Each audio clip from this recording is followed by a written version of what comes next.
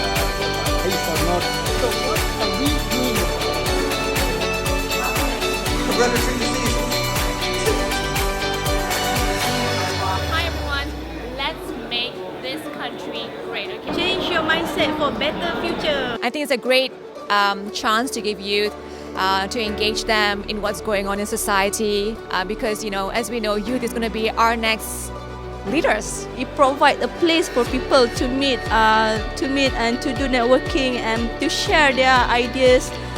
So it's a good place for people to talk.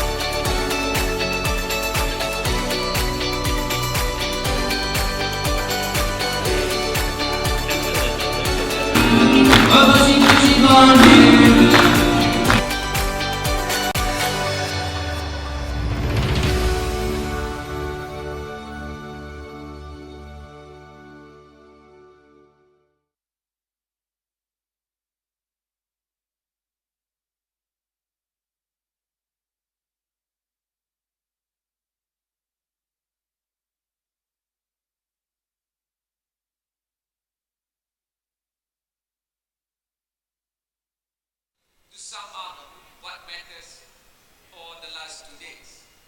So please give a big round of applause for first, Dr. Michael Woolcock of the World Bank Research Group, Mr. Mehmet Arda from the Executive Board of the Center for Economic Policy Studies in Istanbul, Mr. Felipe Balestra of Mexico, and Professor Datuk Ahmad Bajuni, my chief.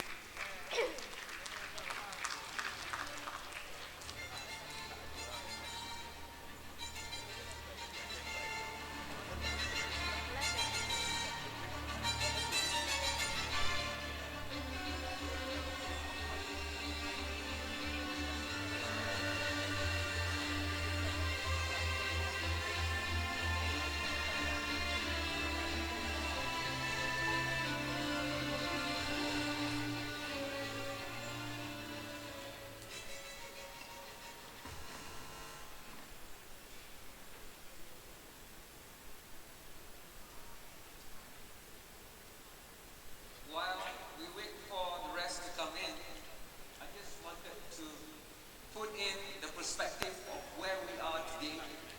We've covered a lot of ground. You know, the first keynote, it just opened up the way forward for us, and we've got to look at new ways of doing things. We must have the courage to do for the future today what needs to be done, and then we move on to a lot more examples. We look at specific solutions like a new Islamic financing way that is more designed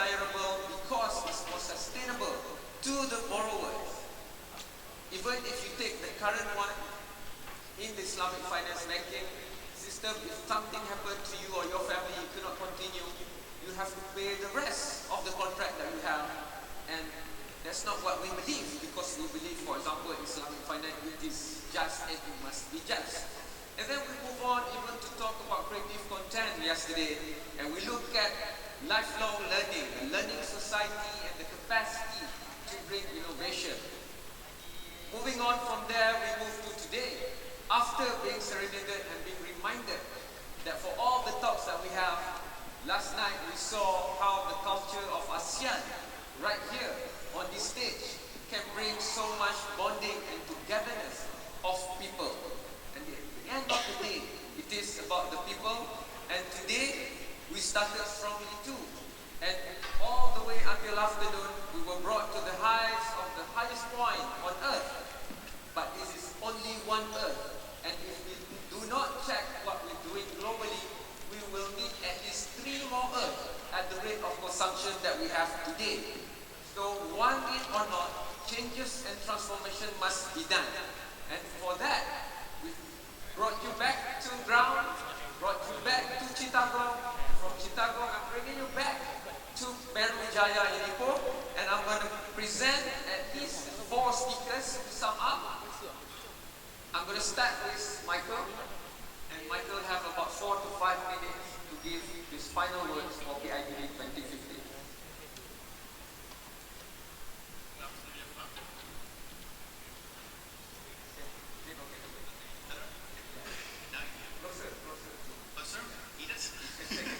There we go. First of all, I'd just like to thank you again to all the advisors and their conference organizers, ministers, all the people that have put this together. It's been a great conference. I've spent a lot of my life at conferences. This one's amazing because it's being done. There's a very specific focus on the kinds of challenges that Malaysia faces, but trying to connect those challenges to the rest of the world. That's what a dialogue should be about, is trying to connect your own specific challenges to the broader array of challenges that other I'd like to, I guess, just come down from Mount Everest, and we can look at Mount Everest even from Google Earth. But one of the things that Google Earth can do is to go right from the top of Mount Everest right down to the top of your house. You can have very different perspectives, and I think one of the challenges that I've laid out in my remarks this morning, and that I think is the one we really do need to respond to, is this challenge of getting much better data at a local level so we understand the ways in which we implement very complex tasks. At the moment, in Malaysia, we have, many of us, I imagine, check our computers every day to look at the air quality index, right? And we can look at everything from the whole country right down to our particular town to see what that AQI is telling us for any given day. And it provides a very accurate reading of the variation in the way in which that is occurring. I think it would be really nice to be able to do something like that with the quality of our own public services, that we have them available to us at a national level, but that we can keep pushing down and down and down so that we see that variation is occurring everywhere. And we try and learn from that, even within a given street, even within a given hospital. Some of the most interesting research I've seen was actually done on one single hospital, trying to look at why it was that the birthing clinics at one end of the hospital were squeaky clean, and why the others were actually quite dirty. So that's one hospital, but there's variation even under the same roof with regards to the quality of implementation. So I think that's the first thing I'd say. The next thing I'd say is that the kinds of challenges that we've been wrestling with here aren't just challenges that require more money or more brain power. A few years ago, you may know that India, for example, was the first developing country to put a satellite in space. And when you have 1.2 billion people and you take the smartest physicists in that country and give them lots of money, they can do amazing things like put satellites into space and to be able to literally do rocket science. But far too many of the schools in India just don't function for everyday citizens. So really smart people can do amazing things, but the kinds of challenges that it takes to respond to these seemingly very boring challenges of making a school work every day for everyone. We haven't yet figured that out. There is no science for how we do that. And it's because it's mostly a people problem. It's not a brain surgery, it's not a rocket science problem, it's a people problem. And we have to have a very different kind of strategy for how we engage with those particular types of challenges.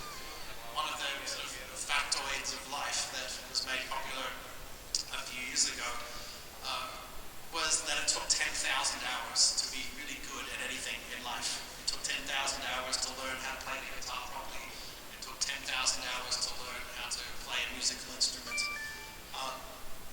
10,000 hours to learn how to play a sport. But if you think about that with regards to organizations, and you think about how many hours it takes to produce you, most of us were products of 10,000 hours of teaching time that produced us at least 10,000 hours. For those of us that went beyond 10th grade, which I'm assuming is pretty much everyone in this room, it was probably more like 15,000 hours of human contact that enabled you to be able to have the nice job that you have and to participate in these nice kinds of conferences. That's lots and lots of human interaction. And that's what we haven't yet figured out. The world hasn't figured that out. And it's the big challenge, I think, now as Malaysia seeks to become a high-income country, is really not so much to worry about the technical problems.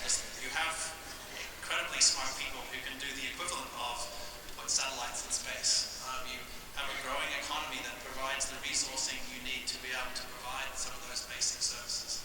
The challenge for everyone everywhere is this combining problem of how to bring this all together. And that's what I hope you would take away from this conference, at least from my remarks, but I think the whole range of presentations we've had in their own ways speak to this big challenge of how we go from broad aspirations down to very specific instantiations of those in the lives of everyday people. Thank you very much. Thank you, Michael. A lot of point there, conforming right through to the expectation of a researcher, a world-big researcher, and then a lot of data, but we are entering the world of big data. So I want to go now to Mehmet, and maybe you like to have more 5 minutes of the 2 days that we've been discussing this. Thank you very much. First, thanks for bringing me here. It was a fantastic conference, as Michael said, because I have also spent a lot of time in conferences, and this is one of the tops. That is honestly the case. Now, why has it been like that? The participation is one thing, and the wide variety of participants, that's an important thing. The enthusiasm that comes from the participants, the quality of the inputs, that's of course something that has to be mentioned. Now, all these are there, and it does a fantastic meeting, but this type of input, this type of impetus, this type of energy needs to be nurturing. It doesn't continue by itself. So I think one of the things that all of us here have to keep in mind is that this has to be maintained somehow. This enthusiasm may fizzle away, and that is something which one should try to avoid. From that, I think the way it was the organizers being regional has been a very important factor, because there are lots of big national events, and there are sufficient amount of very focused small level events. This has I think filled the middle ground, which I think is a very important thing. It has messages that should go to the top, and it has messages that should go to the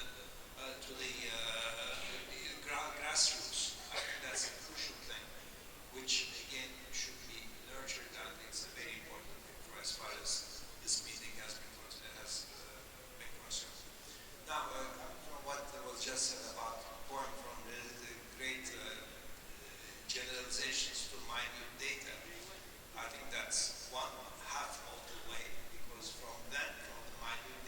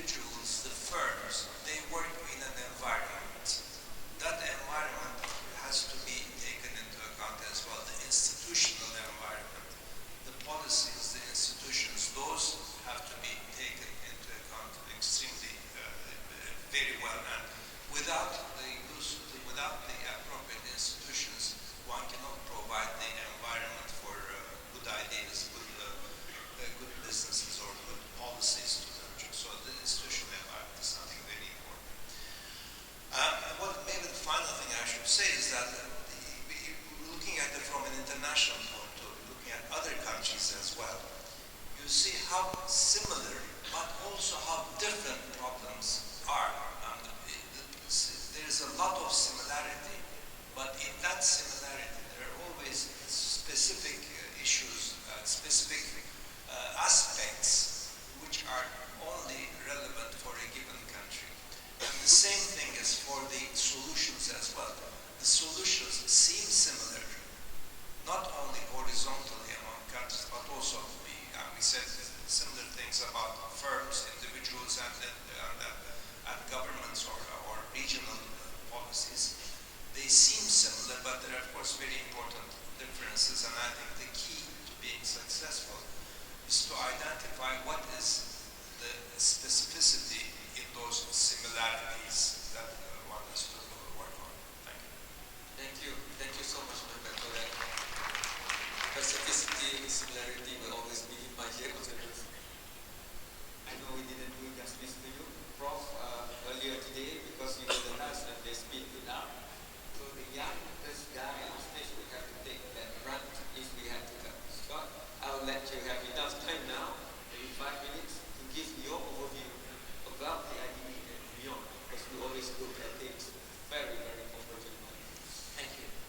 First, the content is very rich content, and the content is 10,000 hours and more, and the content is from not from the silos of academia, but it's from the real success stories of organizations with track record, whether it's about going to the highest peak in the world or going to the villages of the Grameen Bank and coming to Ipoh, for instance, and going to Pangkor tomorrow for those who are going.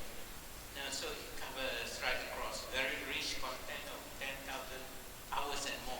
But it's also about the next generation, and it's about training. It's also about knowledge transfer. And the takeaway will not be takeaways if from what is gathered, all the contents that's taken, there is further debate, further eliciting of the best of ideas and benchmarking of all these various ideas and finding the champions, the advocates for so many different concepts that were raised. Let me just raise one concept which was raised by Ban earlier. He said to develop a ASEAN mindset like the European mindset, but even the European Union, they have the national mindset, but they also have the EEC mindset. So how do we have not an Asian ASEAN economic community, but a kind of ASEAN regional citizenry before we go to the global citizenry, and also working up and clearing our mess in our back doors, many unfinished issues. I mentioned earlier that the best of nations are those where education is strong, where there is trust and there is bonding among the people and between the people and the government, and particularly civic leadership, local government. Malaysia's weakness is over its delivering, and it's over trust, and it's over, and this is well known, it's about local government. We are very good for national policies. We engage the best in the world to come and advise us and help us with our global national policies. And we are very good. The policy community exerts fantastic leadership. But when we want to implement, our middle level leaders and leaders at other levels do not have that kind of status. And this has to do with culture.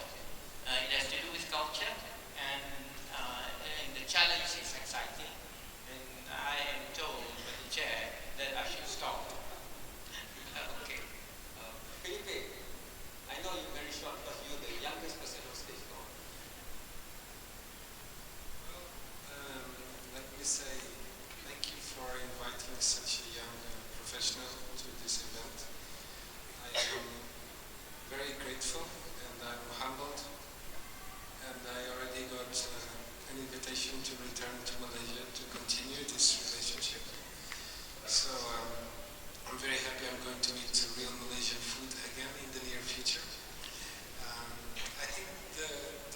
honest substance that this event has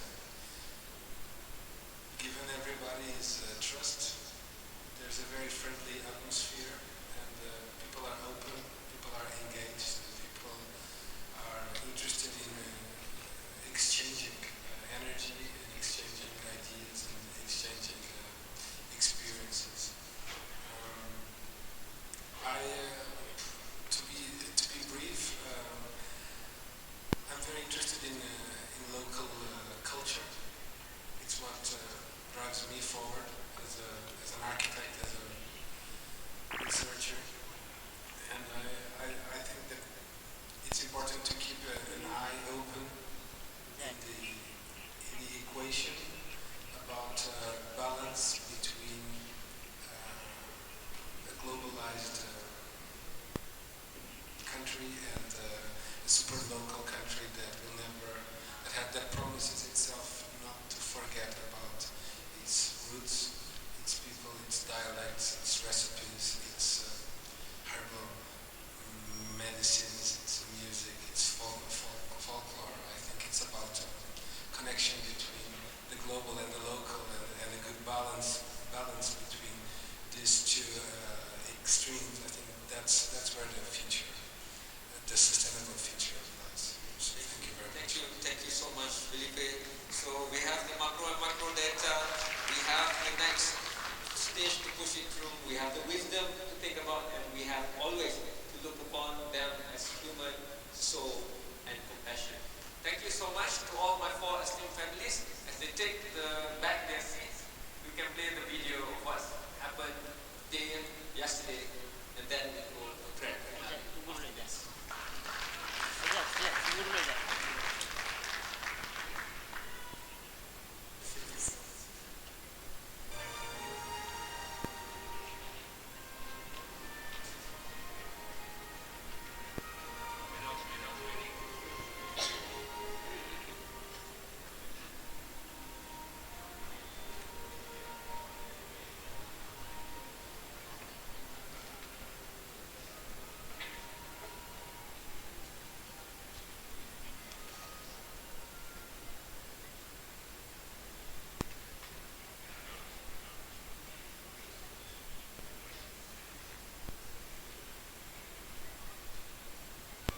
I was told that I was given a new KPI.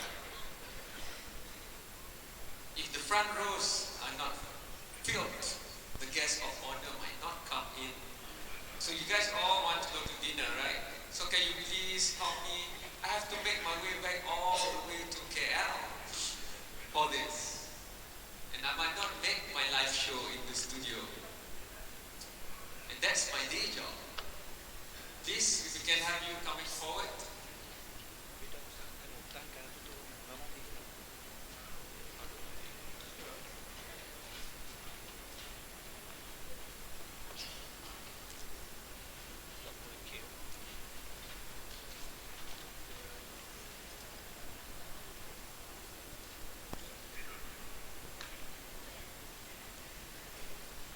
To prove that the IDD is very transparent, while we wait for the guest of honor, I'm still going to allow for views from the grassroots, from the floor. If you're too shy to push it forward before we close the IDD 2015, you can write it on a piece of paper and you can send it to me, and I'll do that for you. I have no shame when it comes to inclusiveness, because that's always what I'm believing.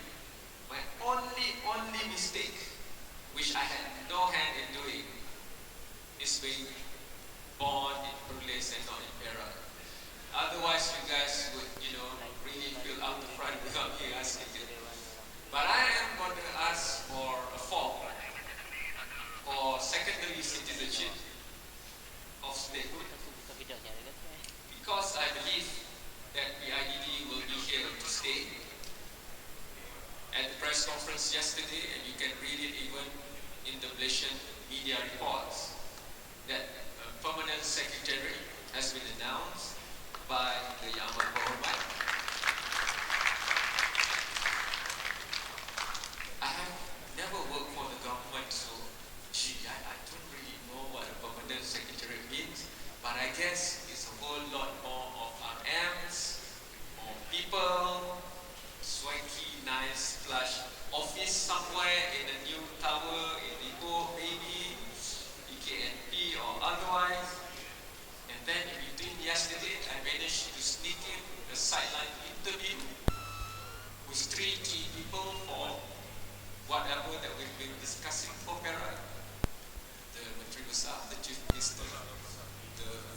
Vice-Chancellor of UKM.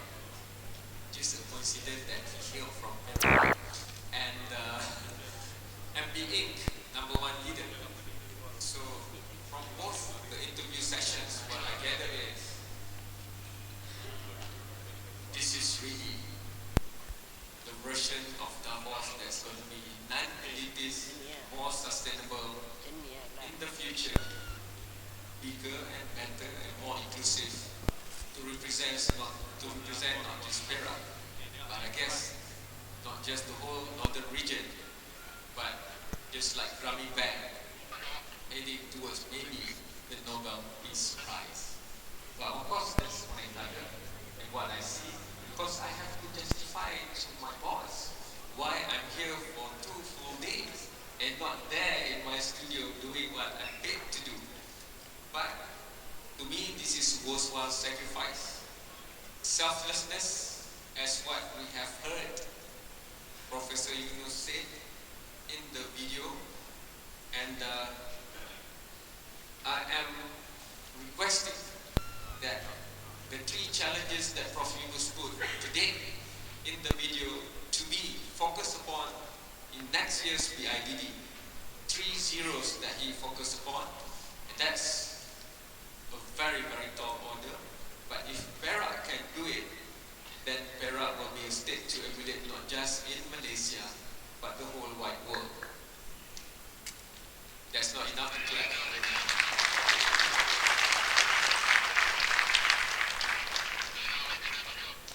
I want to share a story because I want to also prove to you that I don't just speak up stories that I need to hear. I like conferences because when people gather, they don't really realize that there are other people near them listening in. I like to eavesdrop on that. There's a lot of good stories around, but I would argue that what I do, being a journalist, helps the sustainability cause and inclusiveness because I have to be moderate in the middle all the time. So one of my assignments brought me to the coastal part of Perak. Just maybe 45 minutes drive from the south to Teluk Intan. 45 minutes before Teluk Intan. I went to this family. They are from the very, very poor family. The father worked as a fisherman. But maybe the toils of the day and the accumulated burdens of the world has really pained the father so much that he is a drug user. And sometimes he goes to sea, sometimes he doesn't. They racked up a lot of debt. And he was very abusive to his wife. And his wife will always be in the way when he wants to take physical punishment to the kids.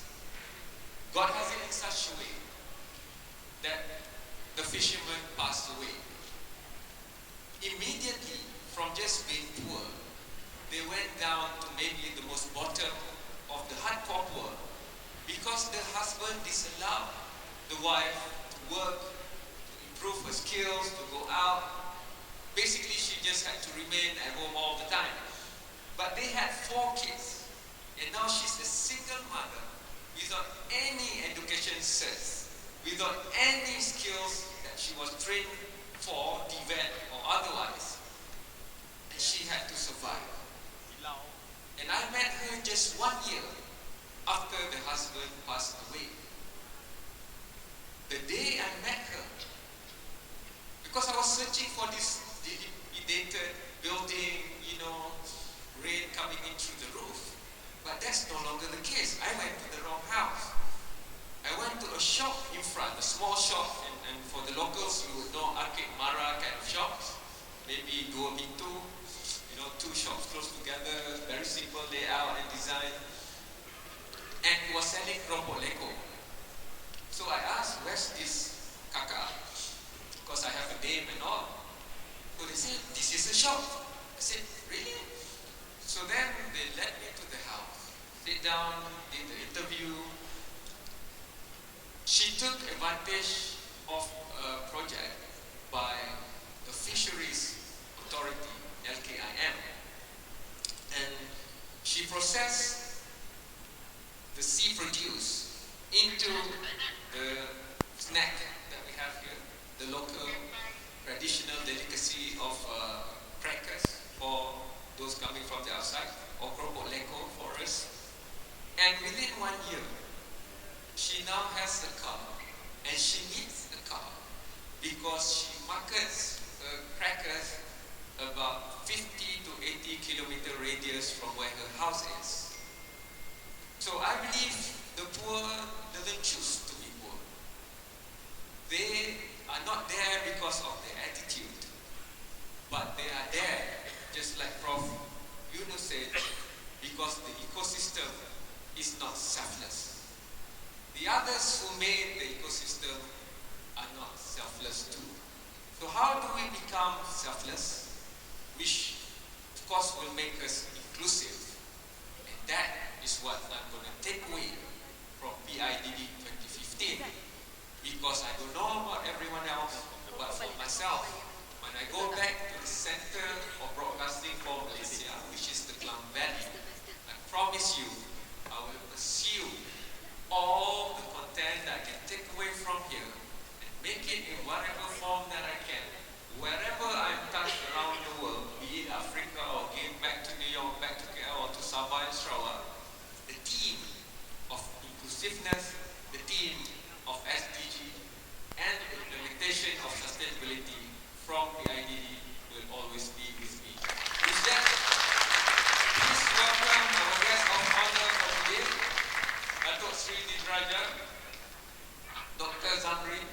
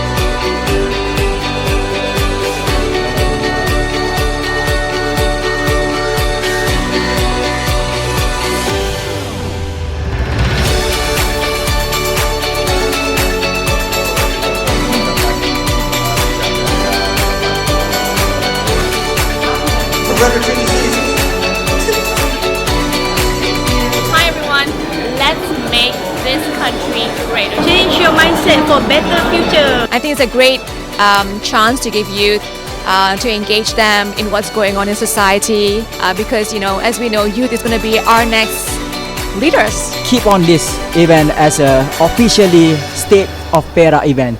Congratulations, IDR. This event is extremely important. This event is monumental. It's truly an amazing experience. It's truly awesome. It will either build a house.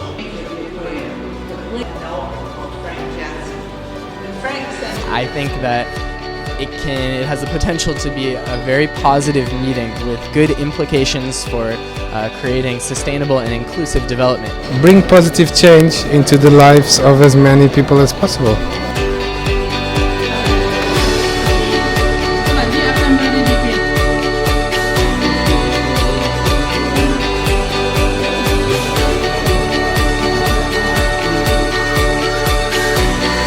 we would like you to be part of it.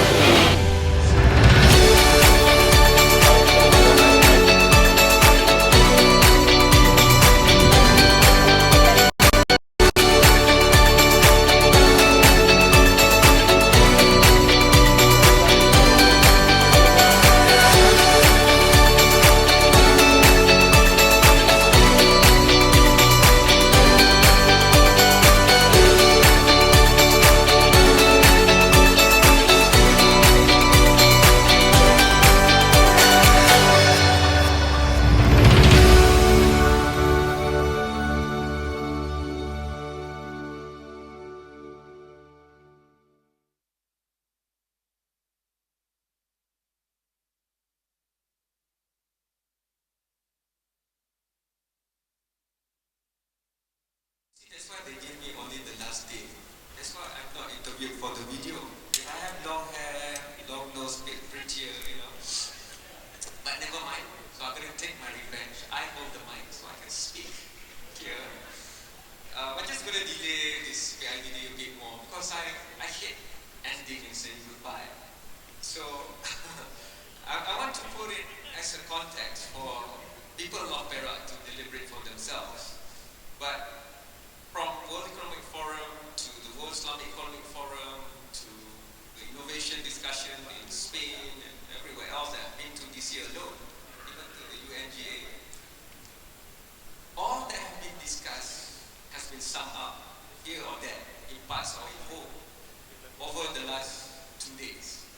But the problem to bring from the very highest of the cruising altitude of the Boeing is the key to bring it down to the 5-foot pavement level, as I like to call it, or to the street level, where the grassroots we like to call it.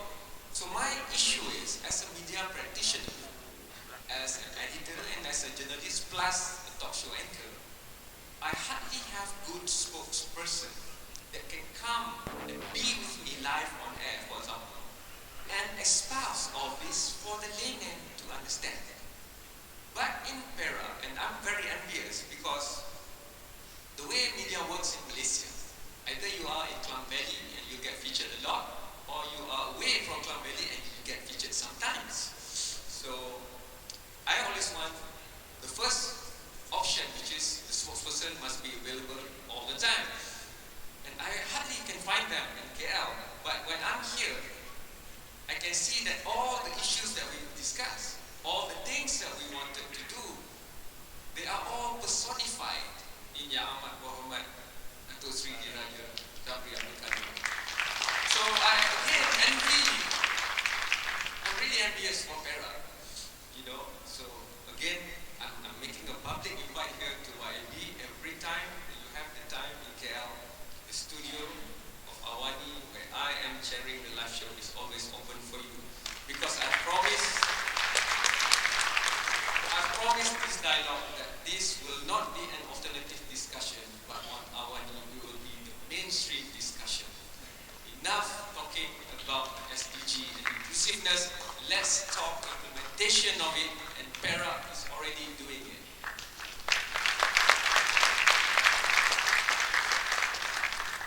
And I promise, like I promised before, if you too shy to, you know, at the last moment put in the grassroots views of anything that we've done since yesterday until today, either you come and whisper to me, or secretly find my phone number and message me today, or just put it on a piece of paper and pass for somebody to give it to me. And with that, I think I can now invite a person I've known for quite a while. And I, again, lost out because he was the last person to bring World Innovation Forum for me, like a kid in a candy store, to work with scientists, professors from around the world. And again, Perak has stolen him back here to Ipoh.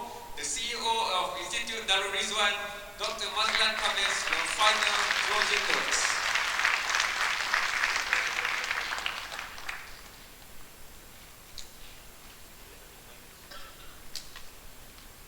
Thank you so much. Still have my voice. Yang Berhormat Datuk Seri DiRaja Zambry bin Abdul Kadir, Menteri Besar Perak, distinguished guests, ladies and gentlemen. It's an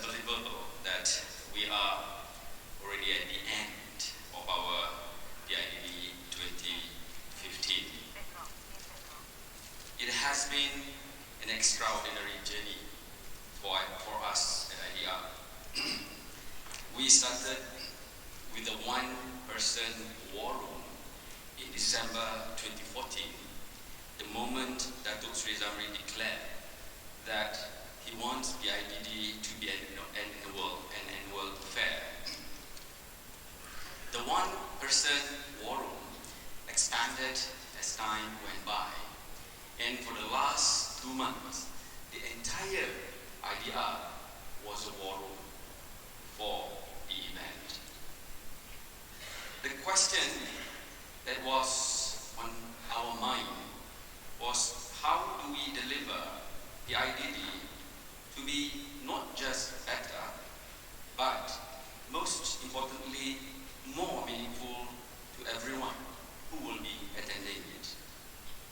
How can the event bring about inspiration to each and every one of us? And this is in line with our very own tagline at IDR, that is inspiring growth. Believe me, all the anxiety and pain and stress and sleepless nights just vanished when I was given an updated numbers a couple of minutes ago, that as of 2 p.m., the number of the delegates, of the participants, swelled to 1,050, while those visiting our booth at the exhibition hall was 2,000. So in total, we have more than 3,000 people joining us for the last 2 days. And of course, it includes more than 50 international participants. We have heard from renowned international speakers from many nations: Indonesia, Thailand, the Philippines, the US, Bangladesh, Turkey, the UK, Australia, Sweden, Japan, Nepal, Italy, and not forgetting, of course, India, Africa, Albania, Zimbabwe, and Botswana. And I certainly hope that I didn't miss anybody, any country here, yeah? With regards to our collaboration with our partners in organizing this, I appreciate very much the effort of my staff, volunteers of IDR especially, colleagues in NCIA and UCAM, and of course, all of you that work at the back room. We have a lot of exchanges back and forth, and it's a pleasure to work as a team. We, inshallah, will be collaborating again in the future as what Yang Amat Berhormat Menteri Besar envisaged yesterday when he announced that there will be a permanent secretariat for the IDD moving forward. Dear delegates, again, let me finish by thanking presenters, speakers, moderators, delegates, and again I have to thank those who work tirelessly in the back room that makes the event, I hope, a great one to everybody. This certainly has provided valuable input to the ideas that we want to develop with you in the future. But lastly, and most importantly, we owe our success to the guidance, aspiration, and inspiration that we get from none other than Datuk Seri Dr. Seri Zambry Abdul Kadir. With that, again, I thank you very much for staying with us all the way through to the very end. And again, I hope to see you next year. Thank you.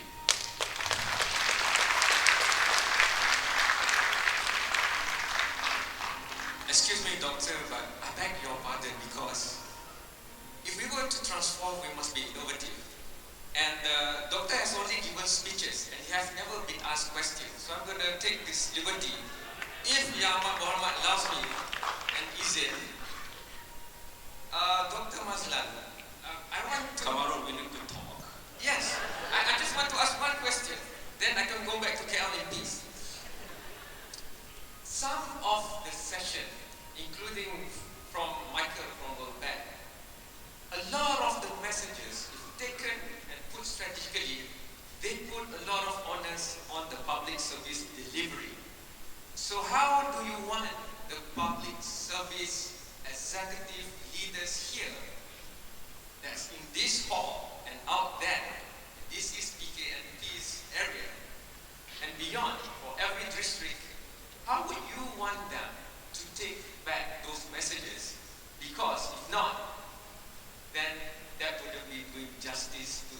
inclusiveness at all levels in Perak? Well, I think we have reached the time for action. Enough talking. Just like sustainability, that we have been talking about sustainability for the last 2 decades, and that is why we chose taking action as the next course of action. That's exactly what we would like to see happening in the government sectors.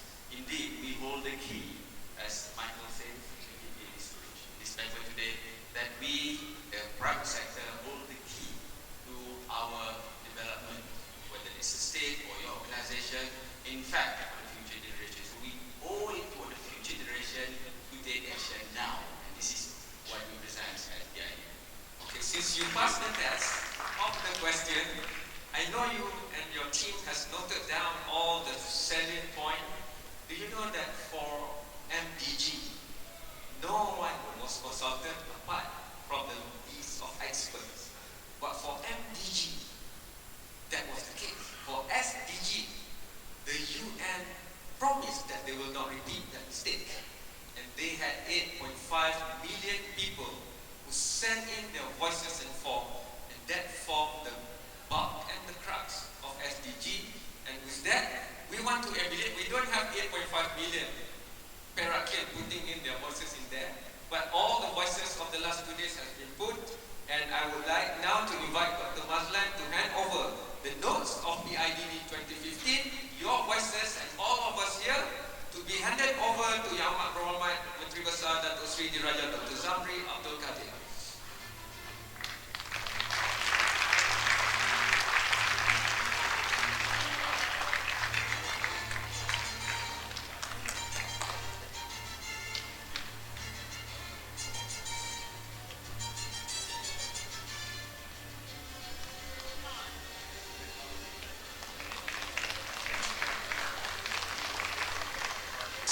Subtle things doesn't not to be said because that's innovation.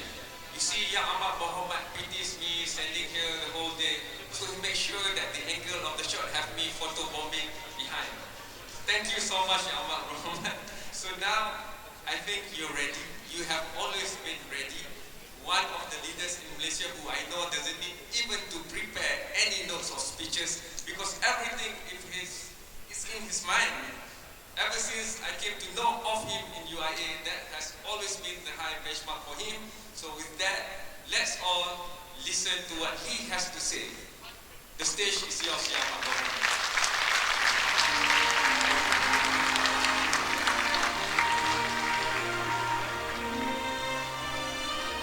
Thank you very much, Kamaros. I find very difficult nowadays to speak, for simple reason. Being politicians, sometimes we have to speak politically correct. Otherwise, people will capture all the sentences and words you uttered for certain purposes. Well, Assalamu alaikum, salam sejahtera, and very good evening to all of you. Why I have to read text. Sometimes I find it's difficult to read text. First and foremost, I would like to thank the speakers, delegates, and participants for making this dialogue into one of the most successful convergence of minds since inception 3 years ago. It's the beginning of a very exciting journey towards a globally recognized national event, which calls for a more concerted and collaborative thinking and efforts on development issues. International Development Dialogue, or PIDD, is designed to deliberate on a broad range of development topics, as development itself is a big word, and the topic discussed and has been discussed for centuries. Yet the pursuits towards development will never end. It's now, I was having a chat with Dr. Michael Woolcock. We were discussing the issues of development. It was more the very meaning of development. It is quite interesting. He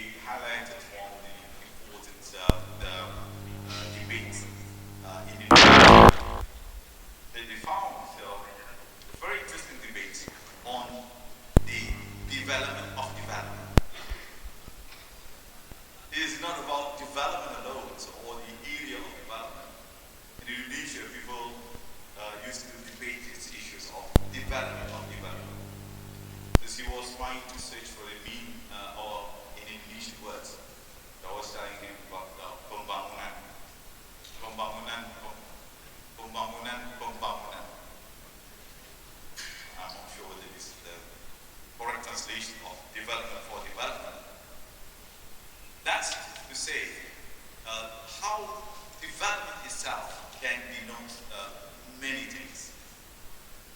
As we discussed for the past 2 days, it covers many areas. I have my respected professor, here. He's a great thinker. He always talks about the low levels of thinking process as well as the higher thinking process. So, it covers many things, many areas. The levels of education is one of the areas of development as well. As much as the area of the material pursuits of development, as well as the moral aspects of development. So over the last 2 days, we listened from various speakers, motivational speakers as well.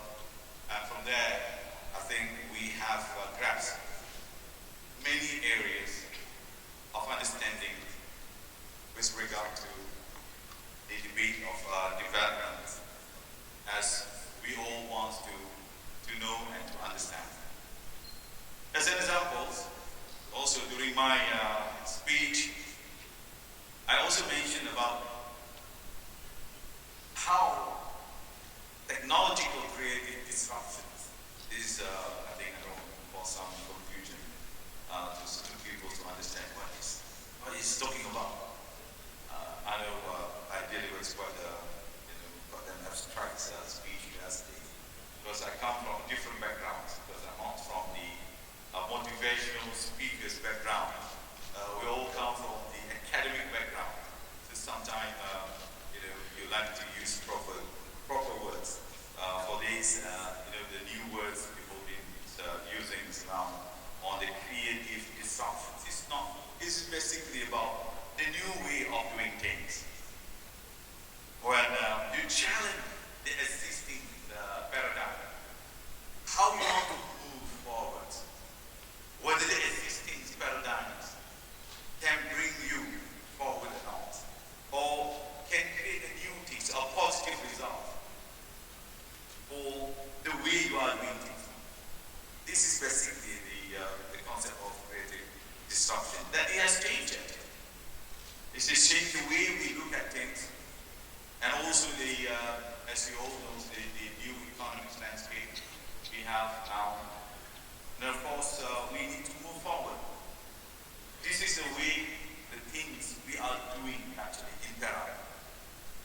I've been promoting and also trying to convince my colleagues, as Kamar also mentioned, about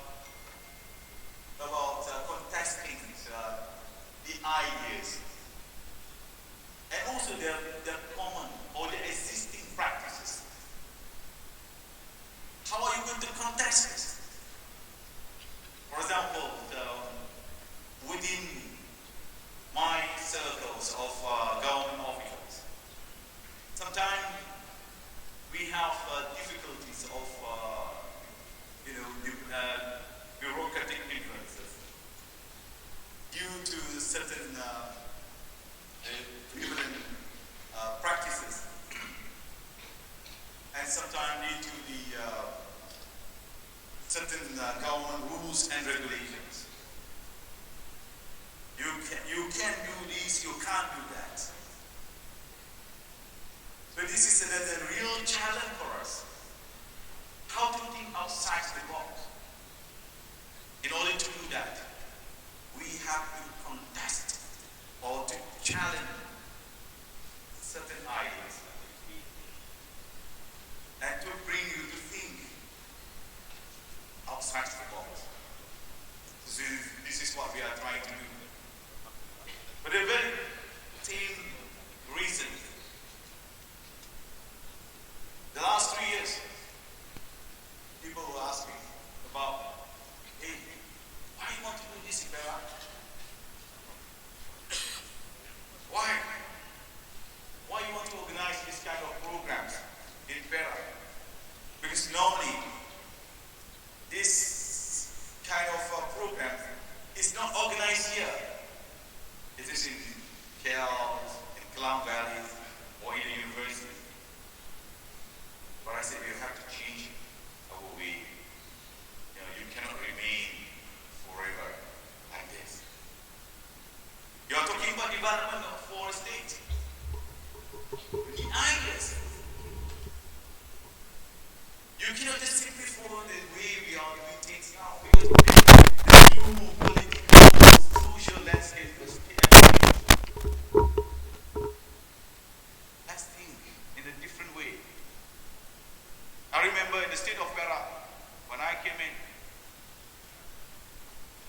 people asked me, why you have to call for a new airport, for the new airport, or the existing airports to be extended, is run away. Because you already have KLIA, it's not very far from Perak, and then also you have Penang, not very far from Perak. It's about 1.5 hours drive, and to KLIA is about 2 hours. I think we need it. I was trying to convince, I've been trying to convince the establishment for a couple of years. They said, no, this is impossible to have airports anymore in Perak, or to expand it, the existing airport that we have. They said, no, we have to look at new things. Because the economy, we cannot compete. In the case of Perak, I cannot compete with the Kelang Valley, with Penang, because they are very much established in their own way. We have to find new ways, new things. So tourism is one of the areas. In order to attract people to come to Perak, I have to make sure all the facilities, infrastructure must be there. So this is where we work. And another problem we have, we cannot build high-rise. While other states are allowed to have high-rise.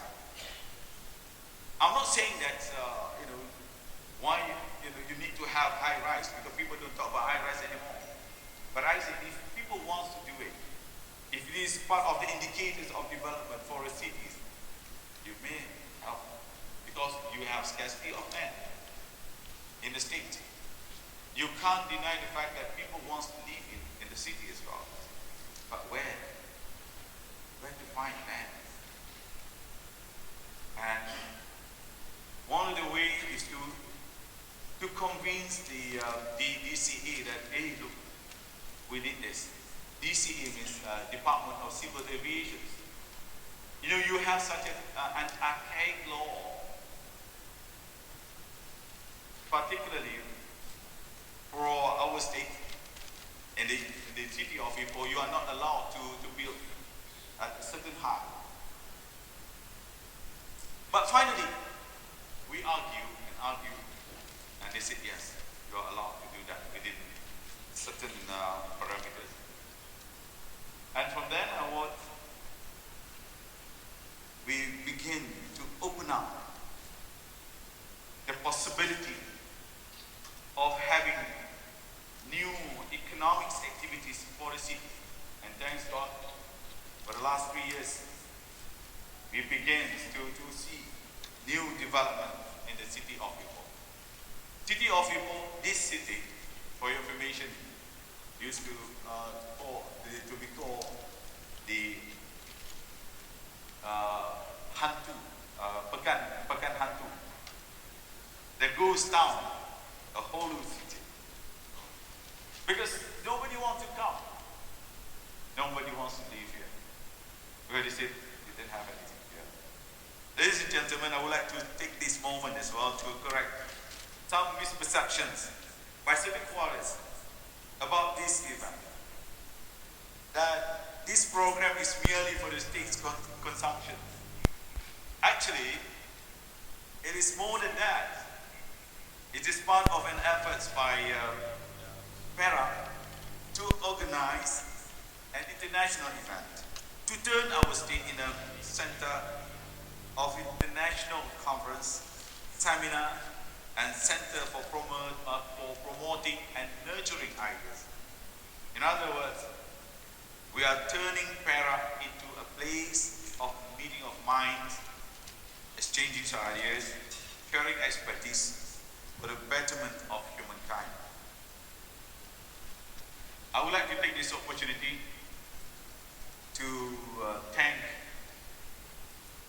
my friend Hamarul Bahrain Harun of Astrawani for noting that Perak is the first state to organize a conference for sustainable development and inclusive growth after New York's United Nations Forum on Global Sustainable Development recently. They're the first state, I think, probably in Asia. Again, quoting Kamarul's, who mentioned that PIDD can be another Davos for future that can bring all different segments of interest group together. Thank you, Kamarul, for putting this word yesterday to the media.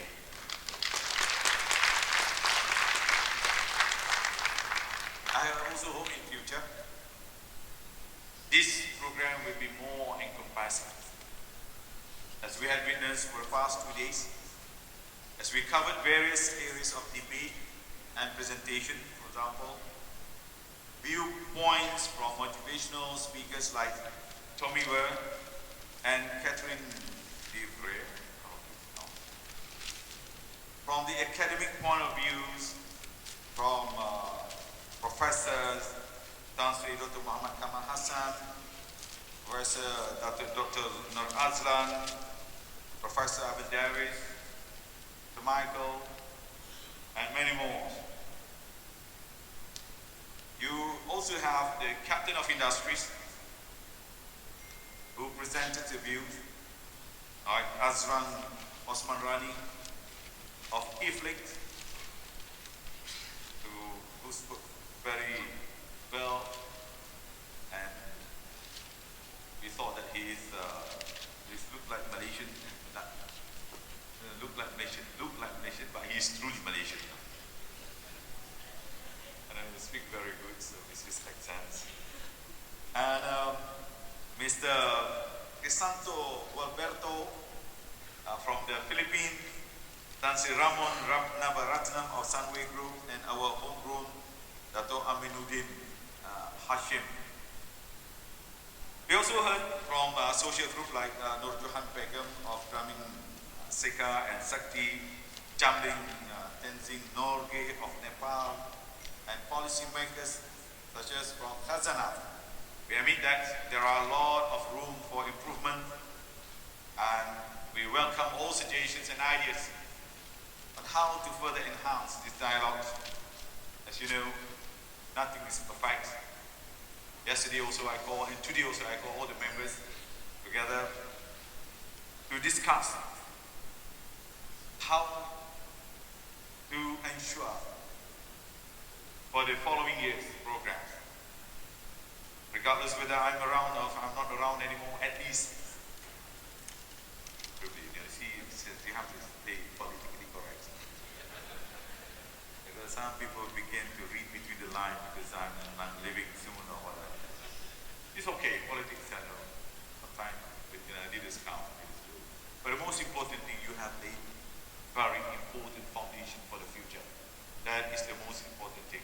So yesterday, I called the CEO of NCIA, Dr. Mazlan, and UKM as well, to sit down together to discuss for our future collaborations and to turn this into a permanent secretariat. So we have to come into agreement together.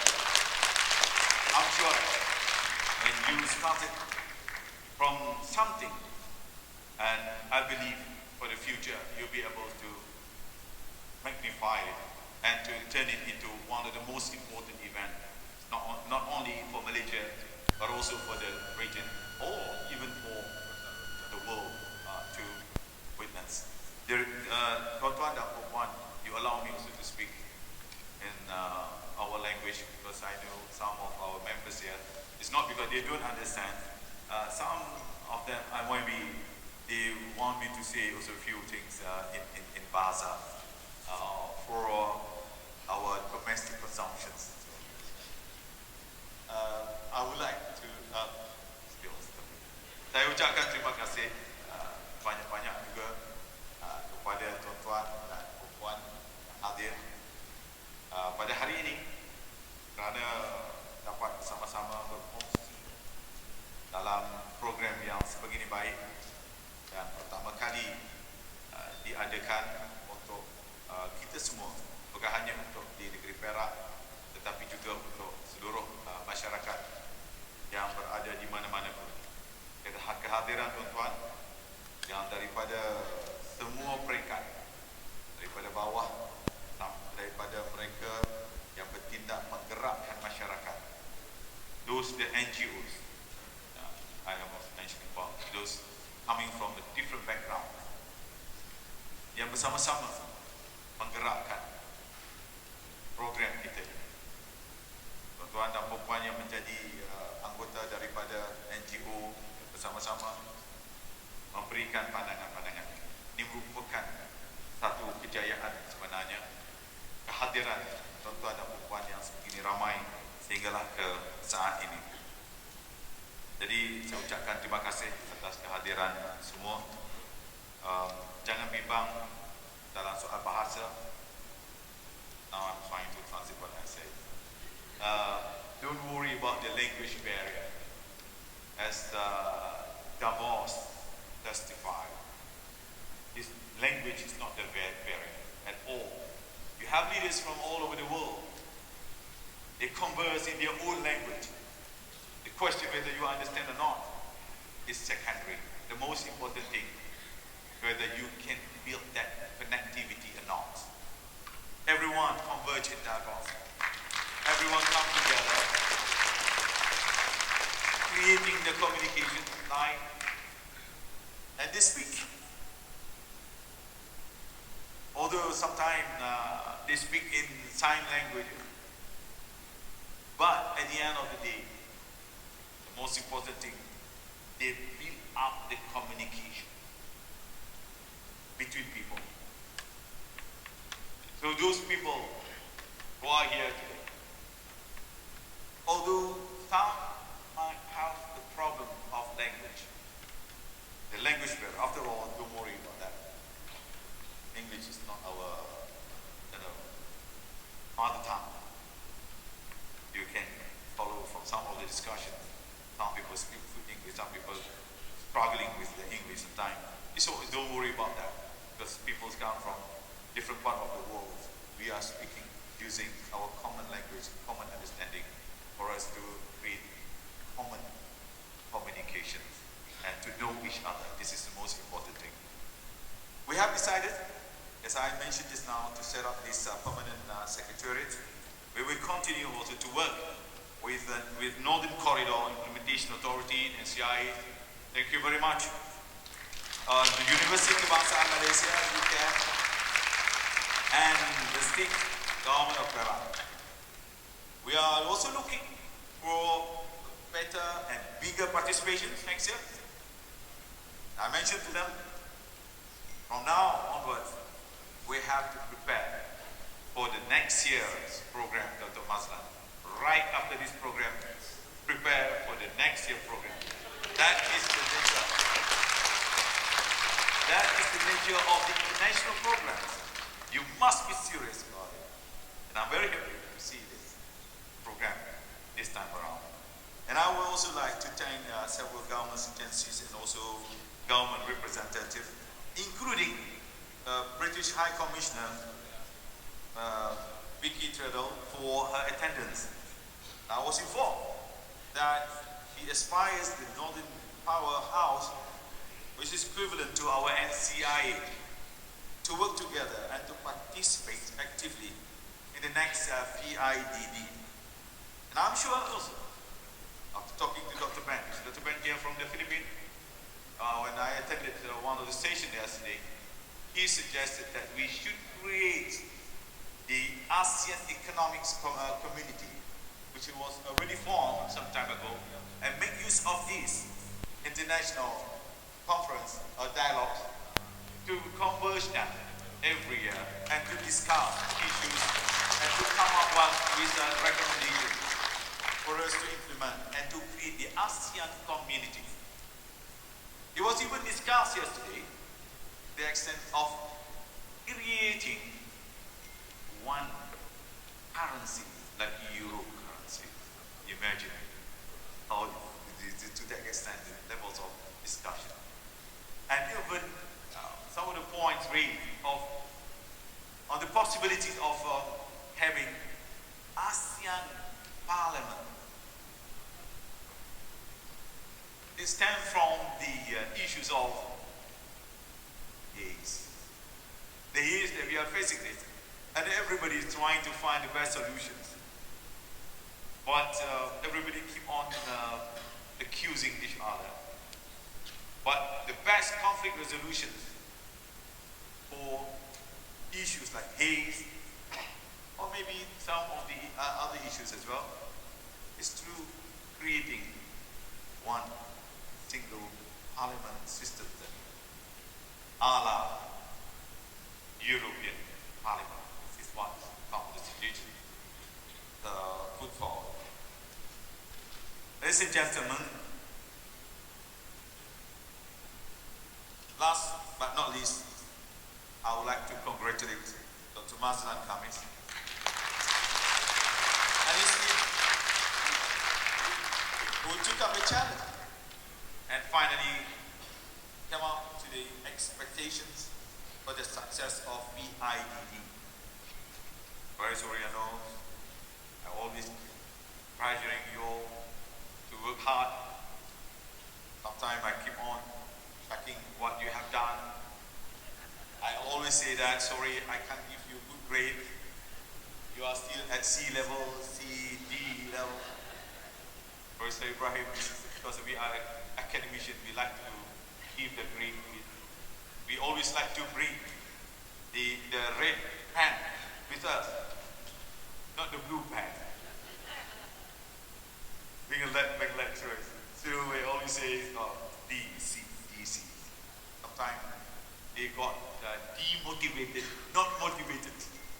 But I told them, if you can graduate from this school, God's willing, wherever you go after this, you will be a good and exemplary planners, organizers of the program. So I want to take this opportunity to congratulate Dr. Azlan and his team. And his team also for working very hard for the success of the program. And including our NCI teams. Thank you very much. Our UPM, where's UPM groups also working very hard. Thank you very much, all the teams. Our economic planning units. Not forgetting our staff here who's been working behind the scenes. All the staff of Aman Jaya Conference Center, led by his CEO, Datuk Aminuddin Desa. Datuk Aminuddin Hashim, and we have so many Amins here, and all of us say Amin. So many Amins here, fortunately we have them. And without forgetting to my friend, Brother Kamaru, thank you very much for comparing with these two days since last year. No, it's not, it's 2 days since last year. You have been very kind to us. Ladies and gentlemen, once again, I hope to see you next year. We are going to announce officially after this for the next year's PIDD. It's going to be, most probably, it's going to be in September. So Professor Michael, if you want to come again, make sure, put in your diary, it's going to be next year, it's going to be September. Because I was trying to bring some Harvard scholars. Thank you for you to take the trouble to come all the way. In fact, I also mentioned to some of the friends that, because I attended some course recently, and I told them to come over. Unfortunately, they couldn't make it because of these.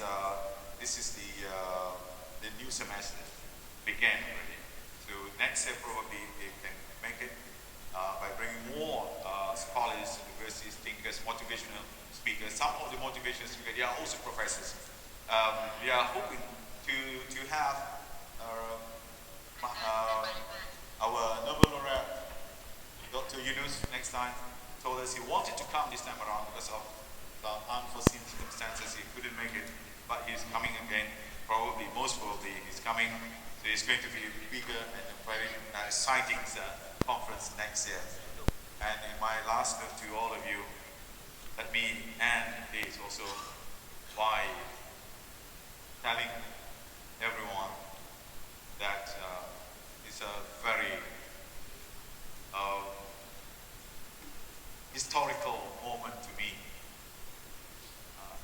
I just now received a good report, the news from someone from the hospitals. Now I am a grandpa.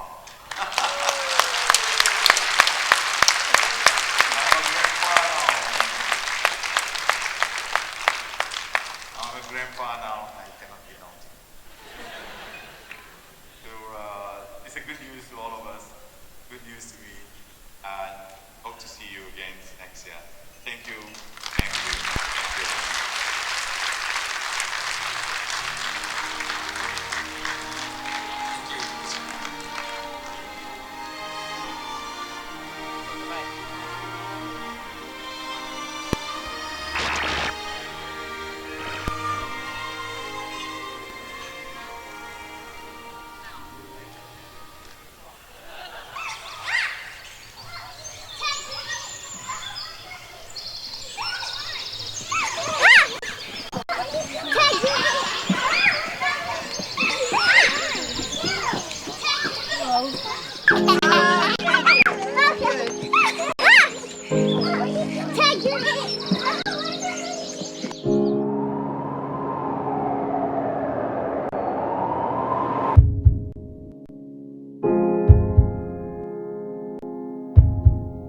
Nanti besar Ali nak cipta alatan yang memudahkan manusia supaya boleh tolong orang.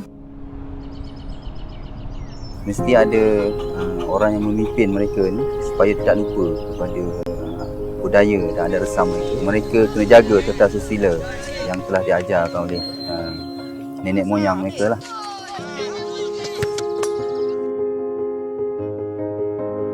Countries like Taiwan, South Korea, language is not the issue, but then the country progress well. Sebagai rakyat, mana kita nak yang terbaik. Dia bukan setakat pembangunan infra, benda tu dia kena selari dengan pembangunan insan di hati diri anak-anak kita. For the state to grow and prosper, it also need its people to actually give back, come back and help develop, not just by saying that, oh okay, the state government should be doing this.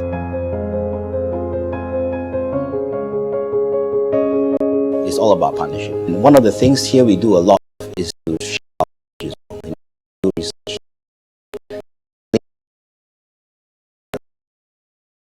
Public benefit. To force people to change that mindset. You know, like for example, vegetables. I always check what I buy. If I see made in China, I don't buy. It's not because it's made in China, it's because you can buy something that's made in Cameron Island, you know?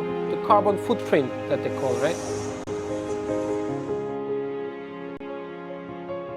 Personally, I do reuse the water that I use for, like, you know, when I prepare my food. So when I clean the rice, take that and use for my plants. My water bill is negative 99 cents. So for a family of 4, I think that's not bad.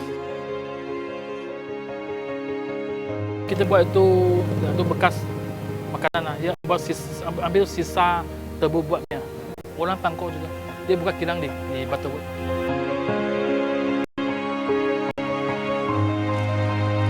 muda tu kita nak pakai lama. Generasi ke generasi kan. Kalau macam kami pakai gas, kemungkinan anak tu boleh bagus kan.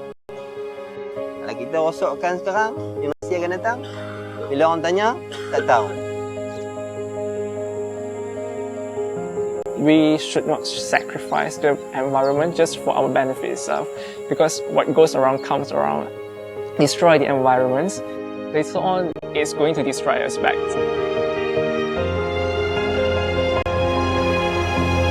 Kalau kerja akhirat saja tak tahu buat dunia tak mau nak buat apa.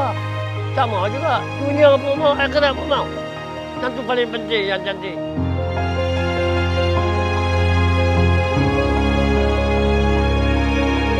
Dunia untuk kita nak pergi ke akhirat. Our hands will shape the future. Our hearts guided by the past. A people empowered. Here and now, where it all begins. Surging ahead, none forsaken, and none left behind.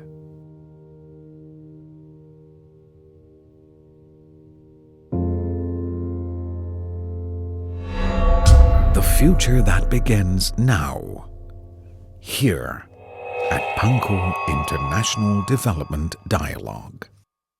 I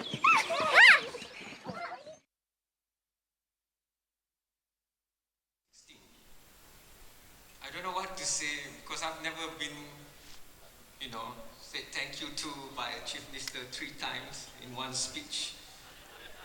I never even get that from my own Menteri Besar of my state because I never have the opportunity to have an intellectual discourse with my own people of my state. So I am very envious of Perak. And to defy, like Azlan Osmanrani said this morning, to challenge, like what Yang Amat Berhormat has said, we have done good, but we must do better and be great for next year. In Davos in January, there were more than 1,000 private jets on the runway in Zurich. And to go to Davos, they need to take 1,000 of limousines. So let's see hybrid and electric cars empowering with combination of rail for PIDD 2016. Let us see that within the 11th month, we don't just go away and forget. Today, let's have 8 districts of Perak having a mini PIDD, plus 3 more states in the north, which is my home state, Kedah, and also Penang. If they don't come to us, we go to them to talk about sustainability and inclusiveness. I commit my time and commit my idea, but I must ask for forgiveness for being too forward sometime. I must lay the disclaimer that nothing comes from my channel, it comes from my own personal capacity. And all the thanks that have been heaped from me is because I'm just a lowly, Perlis-born Sawah Padi boy who believe and espouse in sustainability. And I look at Yang Amat Berhormat as my idol since a long, long time. So with that, I want to say that here in PIDD, at PIDD, in diversity, I see strength and beauty. In inclusivity, I feel the art of thinking independently but together. And in sustainability, I see myself in all things and all people around me. But it's not complete because Yang Amat Berhormat espoused the national language. So I want to end with a pantun. Saya hanyalah pemberita lara, mengajar idaman Perak aman jaya. Percayalah bahawa kita permata utara, menyinar keterangkuman, lestari bercahaya. Thank you, goodbye, and hopefully I'll see you again next year at PIDD 2016.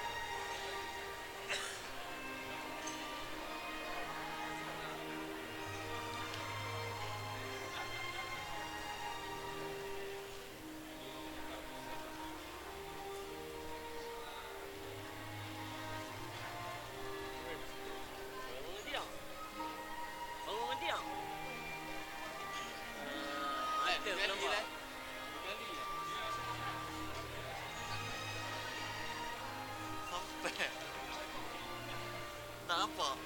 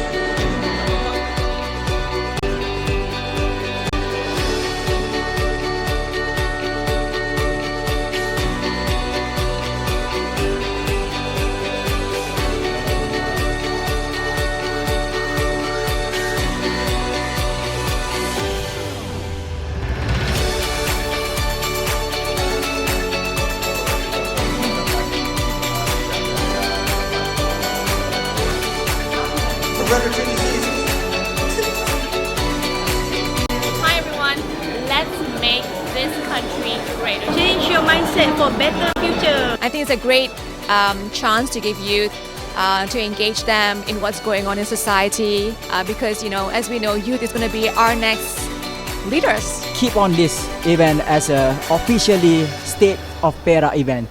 Congratulations, IDR. This event is extremely important. This event is monumental. It's truly an amazing experience. It's truly awesome. They could either build a house.